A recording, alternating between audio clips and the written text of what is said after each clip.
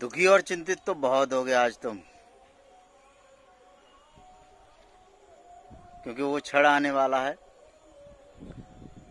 जब कल सुबह 9 बजे आप अपने पूरी साल की मेहनत, हार्डवर्क, परिश्रम, त्याग का प्रथम अध्याय लिखने जा रहे होगे। लेकिन जैसा कि मैंने कहा, मन में अजीब ख्याल, परेशानियां, समस्याएं लगातार बनी होंगी आपके मन में। और सबसे ज़्यादा चिंतित वे लोग होंगे जो फर्स्ट टाइम यूपीएससी प्रीलिम्स कल देंगे। तो बहुत सारे ऐसे लोग होंगे जिन्होंने दिल्ली यानी दिल्ली फॉर्म भरा होगा, दिल्ली स्थान अपना भरा होगा कि हमें दिल्ली एग्ज़ाम देना है, तो वो पहले से ही पहुंच चुके होंगे और परेशानी में, समस्या में, चिंता में डूबे हुए होंगे। तो मैं आपको कुछ सलाह, यदि आपको अच्छी लगे तो मैं देना चाहूँगा।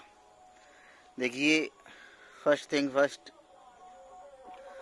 वो ये है कि कोई आपको नहीं बताएगा कि फर्स्ट टाइमर जो एस्पिरेंट्स होते हैं उन सब के साथ, और फर्स्ट टाइमर तो छोड़िए, आप सेकंड टाइमर या थर्ड टाइमर जो एग्ज़ाम देते हैं उन सबके मन में यही व्यथा चलती रहती है।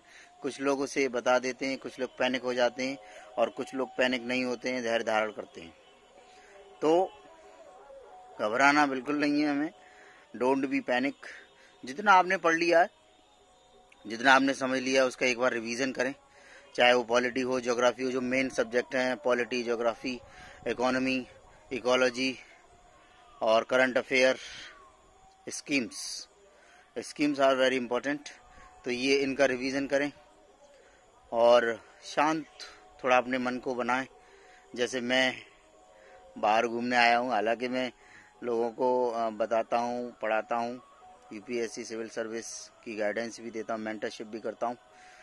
लेकिन जब मैंने एग्ज़ाम दिया है तब मेरे अंदर भी वही पाल्पिटेशन, एक डर का भाव, भय, चिंता वही रहती है। लेकिन once you enter into the examination centre, that anxiety, that depression, that the what to say, जो फ्यूचर प्लानिंग और फ्यूचर एंजाइटी है, वो सब आपका ख़त्म हो जाता है। और यही आपको रखना है। आप फ्यूचर में आप पास हो पाएंगे, नहीं हो पाएंगे, आप प्रीलिम्स दे पाएंगे, नहीं दे पाएंगे, आपने अपने माता पिता का कितना पैसा खर्च कर दिया है, डजेंट मैटर, या फिर आप किस स्थिति में हैं, डजेंट मैटर। आप पूर्ण मनोयोग से कल 8 बजे तक अपने रिस्पेक्टिव सेंटर्स पे आप पहुंच जाइए।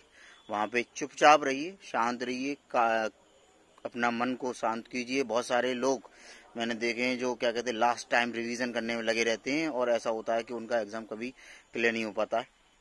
तो अभी आप रिवाइज कर लीजिए, सुबह आप रिवाइज कर लीजिए उठ के जल्दी, जो आपको लगता है फैक्चुअल चीज़ हैं, जैसे मिनरल से संबंधित डेटा है, एग्रीकल्चर से संबंधित डेटा है, जो यूनेस्को की जो साइट्स हैं और जो पार्क्स वगैरह हैं, या फिर जो नई करंट अफेयर्स जिसमें आपको ऐसा लगता है कि ये आपके हिसाब से ये पूछा जा सकता है, आपके कोचिंग सेंटर में आपके प्रिय गुरुजनों ने ये बताया है, तो उसको आप रिवाइज कर लीजिए और बिल्कुल शांत मन से आप जाएं। देखिए दोस्तों, कई बार मैंने भी दिया है एग्ज़ाम यूपीएससी का, तो मुझे एक चीज़ पता चली है कि यूपीएससी एग्ज़ाम में दिस इज़ नॉट नेसेसरी कि how much information do you have, आपके पास कितना इन्फॉर्मेशन है। आपने लक्ष्मीकांत जी को कितने बार पढ़ा है, आपने इकोनॉमी के जो लेक्चर्स हैं वो आपने कितने देखे हैं, सीसैट आपने कितना लगाया है, doesn't matter at all. Matter क्या करता है कि आपने जो भी पढ़ा है, आपने जो भी सीखा है, और एग्ज़ाम टाइम पे जो भी आया है उसको आप किस तरीके से यूज़ कर पाते हैं, कि किस तरीके से आप उसमें 100% दे पाते हैं। This is very important.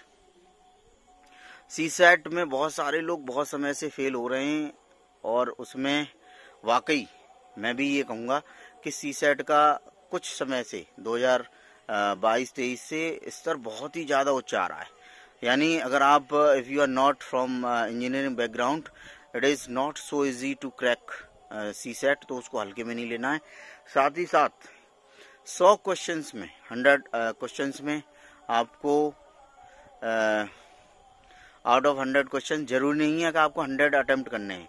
आप 5 मिनट में देख लीजिए कि आप पेपर का स्तर क्या है, आपको कितने अटेम्प्ट करने हैं, और 5 मिनट में ही अगर आप देखिए लास्ट टाइम अगर कट ऑफ देखें तो 90 लास्ट 90 गया है, जिसका मतलब एक हम कैलकुलेट करें तो एक जो क्वेश्चन है हमारा 2 नंबर का है। हमें हड़बड़ाहट न करते हुए अगर हमने 50 क्वेश्चन भी ईमानदारी से बढ़िया तरह से अटेम्प्ट कर लिए तो ये समझ लीजिए 100 नंबर हमारे आ गए। अगर हमने 60 कर लिए तो 120 नंबर का हमने कर लिया। ज़्यादा अटेम्प्ट के चक्कर में ना रहें। एक और चीज़, लास्ट 2-3 चीज़ें मैं आपको बताऊंगा एग्जामिनेशन हॉल में। कभी भी ये ना देखें कि हमारा पड़ोसी क्या कर रहा है, कि बहुत समय ऐसा होता है कि पीपल आर वेरी कॉन्फिडेंट और वो आपका क्वेश्चन पेपर गलत करा देते हैं, या फिर ऐसा होता है कि एग्जामिनेशन हॉल से पहले आप डिस्कशन में लग जाते हैं, दोस्त बना लेते हैं और वही चीज़ें आपके एग्जामिनेशन हॉल में चलती रहती हैं और वो फिर आपको परेशान करती हैं। तो कुछ नहीं करना, ज़्यादा आप 1 घंटे पहले जाएं। अगर आपके पास कोई नोट्स वगैरह हैं, फ़ोन्स वगैरह से आपको अगर कुछ रिवाइज करना है तो कर लीजिए, अगर आपको लगता है। अगर नहीं लगता, अगर आप इस प्रकार के इंसान हैं कि आप बस जाके धमाका करना चाहते हैं, तो कोई दिक्कत नहीं, आराम से चुपचाप किसी कोई कोना पकड़ के अपना सारे डॉक्यूमेंट के साथ बैठे रहें और जैसे एंट्री हो, आधे घंटे पहले एंट्री होगी, यानी 9 बजे, और 9:30 बजे से एग्ज़ाम स्टार्ट होगा, या 8:30 देख लीजिएगा एक बार टाइमिंग।